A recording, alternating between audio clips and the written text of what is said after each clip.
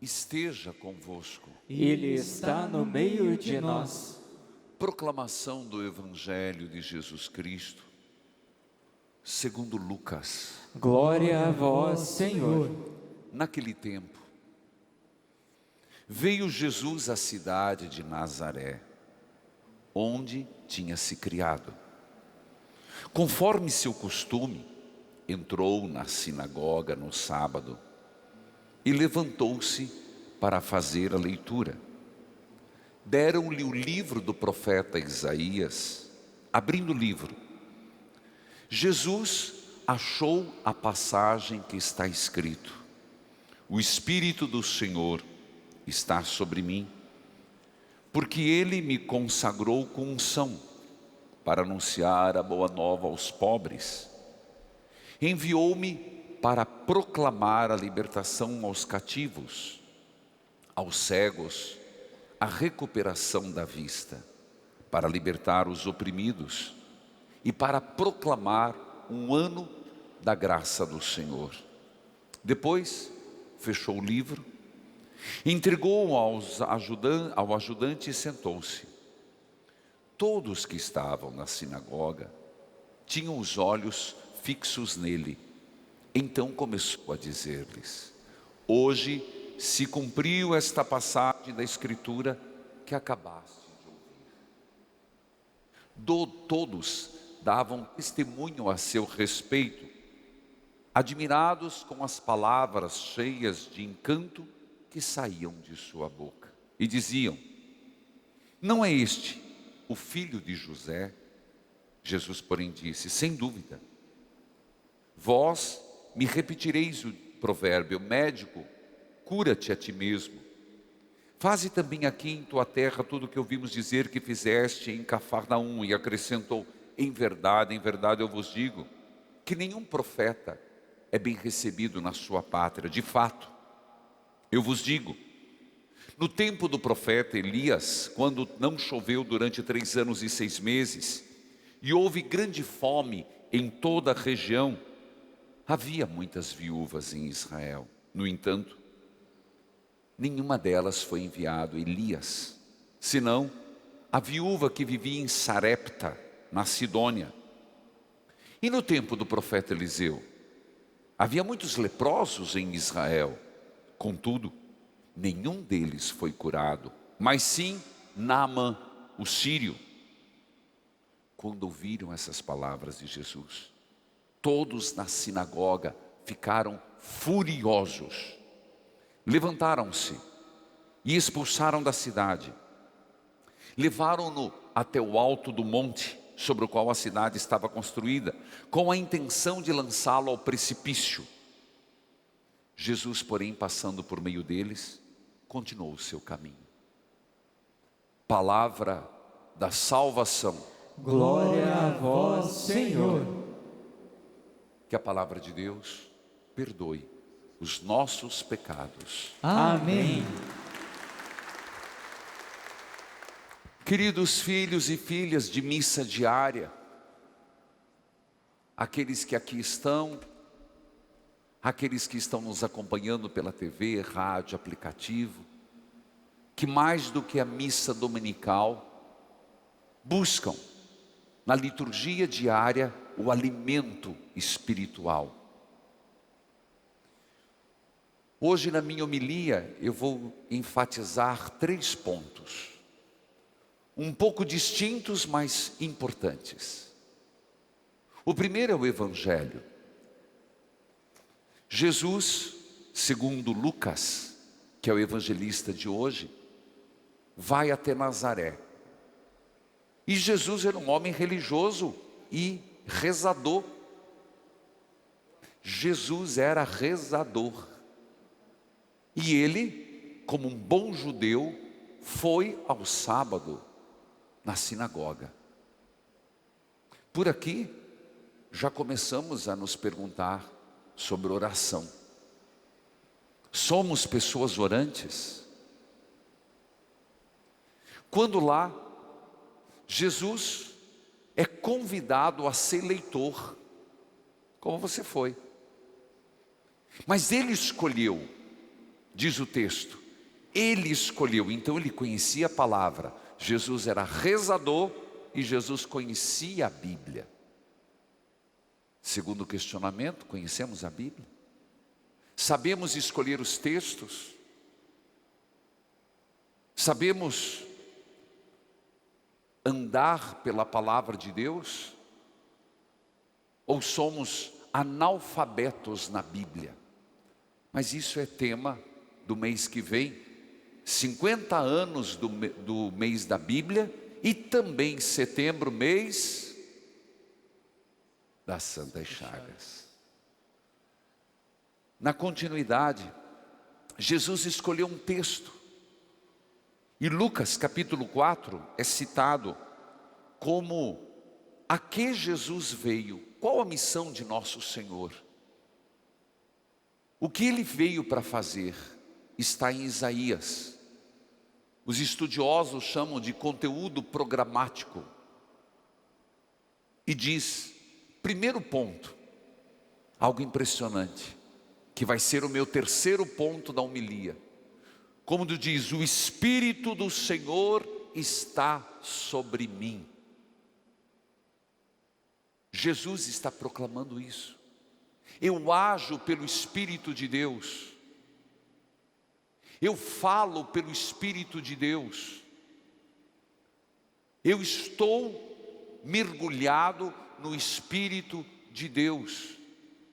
E será que estamos? Será que pelo menos buscamos? Será que pelo menos pedimos o Espírito Santo de Deus?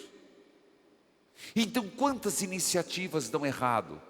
Porque está errado? Não, porque não foi discernido, porque não foi pensado, porque não foi rezado. E como é importante esse Espírito de Deus em nós. O somos pelo batismo, confirmados na crisma. Ontem, dia do catequista, nós homenageamos os nossos, mas de todo o Brasil. Mas não é essa a vida sacramental? Mas então por quê? Nossas atitudes, ontem nosso Senhor chamou de hipócrita. Um coração sujo. E Ele apresentou 13 pontos que faz o ser humano ter um coração sujo, emporcalhado. Isso reflete nas ações. Isso reflete nos nossos gestos. O Espírito do Senhor está sobre mim. Ele me consagrou com sua unção para. Então veja, o Espírito em nós não é para sermos apenas morada. Está em nós para refletir, para emanar nas nossas ações. Então há de se pedir o Espírito Santo. Mas ainda não respondi a que Jesus veio.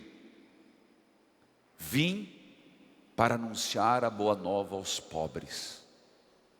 Que boa nova é essa? Que Jesus, a igreja e nós temos que estar com os mais necessitados. Meus irmãos, aqui não é política.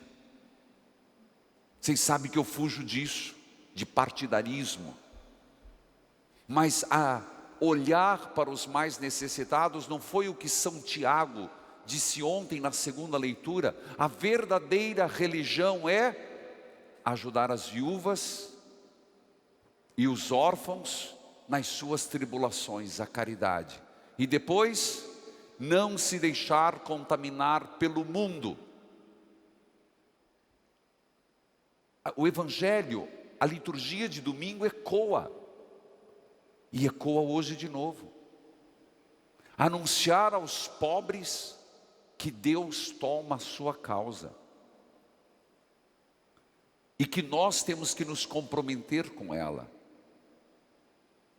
Aos cegos, a recuperação da vista. Também a cegueira física, Jesus fez uma e outra cura.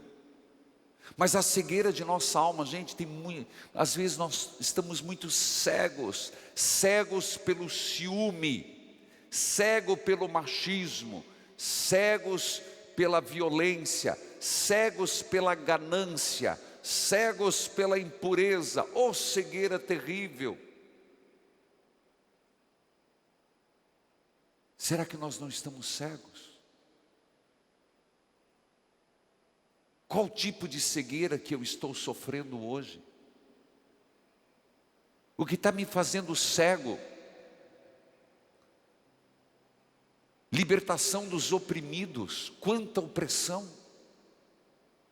Eu tenho muito receio, e me permite aqui, eu vou ler uma cartinha que eu recebi. Lamento, minha querida, que você não me entregou em mãos, que eu pegaria teu número e passaria para nossa responsabilidade social. Recebi agora, passou por aqui e deixou uma cartinha cheia de corações. Libertar os oprimidos. Não tenho nome, mas menina, me procure. Padre Reginaldo, aqui é não vou dizer, só pôs o primeiro nome, mas me sinto desconfortável, e você vai entender por quê. Eu tenho 11 anos, escuta, coração duro, pai, coração duro, mãe, coração dura. Que desgraça que vocês fazem na vida de uma criança. Eu quero pedir oração para meu vô, que está internado. E também quero pedir para o meu pai, porque ele bebe e fica ameaçando minha mãe. Eu estou com muito medo do meu pai. Eu tenho trauma do meu pai. Tem muito filho que tem trauma do pai. Mas aí vai perguntar por quê? Porque o pai age assim. Se os pais soubessem o trauma que causa na vida de uma criança. Eu tenho trauma do meu pai. E ontem, dia 25/8, ele me ligou e falou que eu vou ficar sem mãe e sem pai. Eu não aguento mais, padre. Eu não consegui entender a letrinha. Eu tenho muito medo dele, padre. E minha mãe me julga porque eu tenho medo dele. Eu te amo muito, padre. E eu quero pedir para todo mundo, minha família, meu pai, fala para ele. Poder sair, beber, amanhã é o aniversário. Minha mãe, eu queria pedir oração para dar tudo certo no aniversário da minha mãe. Obrigado pela oportunidade, padre. Libertação do oprimido. Não é de doer na alma. Uma criança de 11 anos. E eu te pergunto, na tua casa você não está oprimindo? Às vezes você não está sendo opressor. Eu fico me perguntando.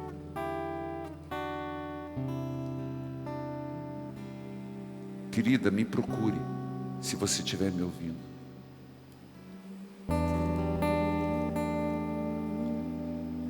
Proclamar um ano da graça do Senhor foi quando todos olharam para Jesus. Ele entregou o livro e ele disse: hoje se cumpriu a escritura que diz. O segundo ponto da minha homilia, mas tem mais coisa no Evangelho. Ele volta, deixa para outro dia. é sobre a primeira leitura. A primeira leitura de hoje tem tudo a ver com o que nós estamos celebrando. Eu quero colocar essa carta dessa criança aqui. E eu volto a te perguntar, cuidado, para não ser um pai e uma mãe na tua casa e repetir o que essa criança está sofrendo tanto. A segunda leitura, a primeira leitura, segundo ponto da minha homilia, é sobre rezar pelos mortos. Porque na segunda-feira assim fazemos. E São Paulo diz assim, irmãos, e é muito atual com tanta morte da Covid. E olha, gente, falo para vocês com tudo que eu estou vendo. 2 padres que dos servos, rezei ontem, Padre Jair e Padre Antônio, se não me falha a memória, com Covid. Não baixa a guarda. Não pense, não se iluda que acabou a transmissão e acabaram-se as mortes, diminuiu. Mas você quer ser o próximo? Você quer ser mais uma estatística?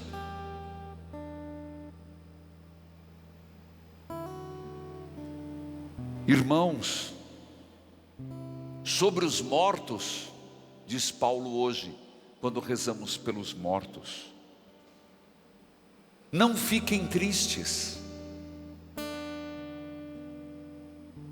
não fiquem como os outros, que ficam tristes porque não têm esperança. Jesus morreu e ressuscitou, essa é a nossa fé. Assim, Deus trará de volta com Cristo todos aqueles que estão no sono da morte. Olha que bonito. Os que morreram estão no sono da morte, mas vão voltar à vida. Não acabou, não terminou. Não se deixe levar pela tristeza como quem não tem fé na ressurreição. Nós declaramos, nós que fomos deixados com vida, se por exemplo o Senhor voltar agora, nós teremos privilégio por estarmos vivos dos que morreram? Paulo diz que não. Todos seremos julgados iguais. Mas é bom lembrar, todos serão arrebatados em Deus. Portanto, não deixa a tristeza e a incerteza tomar conta do seu coração em relação aos mortos. O Cristo ressuscitou, nós ressuscitaremos. Terceiro e último ponto. Hoje eu comecei no rádio e eu nem sabia que o Evangelho falava do Espírito Santo sobre Jesus. Um tríduo, não sei se alguém acompanhou, mas eu retomo aqui. Um tríduo sobre o Divino Espírito Santo. Mas alguém há de se perguntar, por que não é Pentecostes? Por que invocar o Espírito Santo? Sabe, meus irmãos, se você for bem honesto, faltam 4 meses para o final do ano. Mas padre, bastante, de 12. E eu fico me perguntando, 2020 ficou o ano da pandemia, 2021 também da pandemia, mas como você e eu vamos marcar esse ano de 2021? No futuro, o que vamos dizer deste ano nas nossas escolhas? 2021 foi o ano que eu eu fiquei desempregado. 2021 foi o ano que eu me separei. 2021 foi o ano que eu fiz os outros infelizes. 2021 vai entrar para a minha história como? 2021 foi o ano em que eu perdi fulano, perdi ciclano. Então existe uma palavra que muita gente no rádio, você percebe que até às vezes eles me forçam. Padre, o que eu faço? Separo ou fico? Vocês já ouviram isso? Eu mando embora ou fico? O que eu faço? Sempre a minha resposta, e não é por falta de opção, é por convicção. Você já rezou isso antes? Você colocou isso que precisa ser clareado, iluminado, discernimento. Você deixou na mão de Deus? Por isso hoje eu provoquei e provoco agora. Vamos juntos fazer pelo menos 3 dias sobre alguma causa que você tem, sobre algum problema que você tem que resolver. Gente, Deus não é funcionário para vir atrás, resgate de acidente, para recolher os mortos, nem para tampar os buracos, nem para corrigir os erros. Deus tem que estar na frente, iluminando, clareando, para a gente não errar. E a maioria das decisões são tomadas, se não é no calor do surto, é tomada na raiva, na inveja, na mágoa, no ciúme. Mas eu estou com cabeça fria, mas está envenenado. Não discerniu em Deus. Não discerniu em Deus. Não rezou. As decisões serão erradas. Então eu quis propor, e o Evangelho fala sobre isso. O Espírito do Senhor está sobre mim. Tem alguma causa que você quer colocar na presença de Deus? Tem algum problema que você está enfrentando, que você não está vendo solução? Tem algo que você está se sentindo acuado?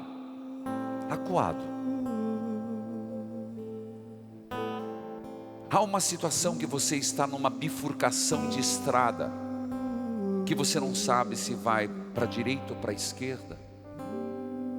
E isso, meus irmãos, em muitos aspectos.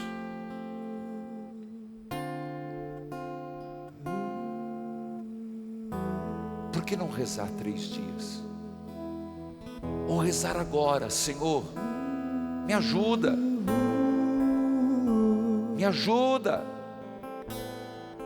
me ilumina. Eu digo para vocês, tem muitas coisas na minha vida que eu preciso desse discernimento.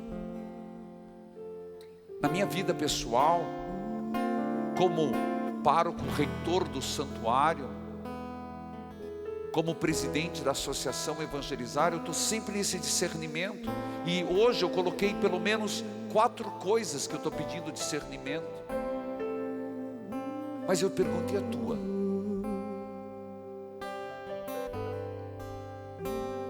Está terminando o ano. Tem algo que você quer pedir? Senhor, me ilumina, vai.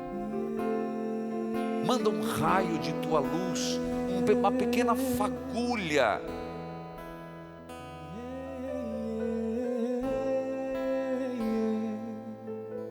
Que desce como um fogo,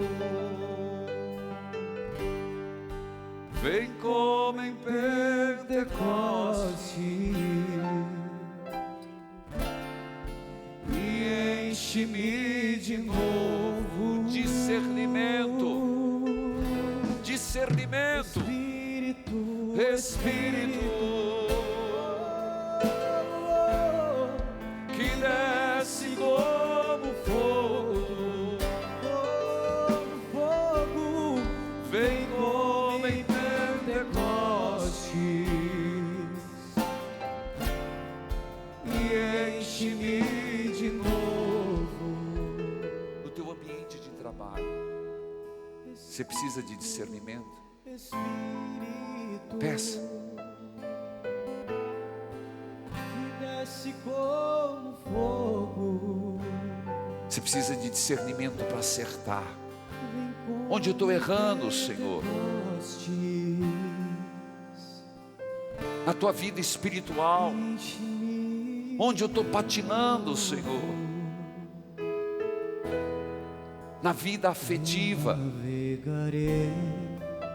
De novo essa cartinha que eu não pedi para chegar nas minhas mãos, foi o Carlos que me entregou. Na vida familiar,